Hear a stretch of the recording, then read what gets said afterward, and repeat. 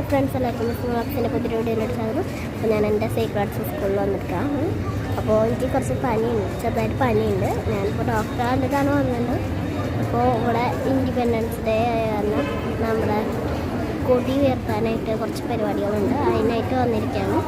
അപ്പോൾ ഇതാണ് എൻ്റെ സ്കൂള്. അവിടെ റെഡ് ക്രോസും JRC ഒക്കെ നിൽക്കുന്നുണ്ട്. ഇപ്പോഴത്തെ NCC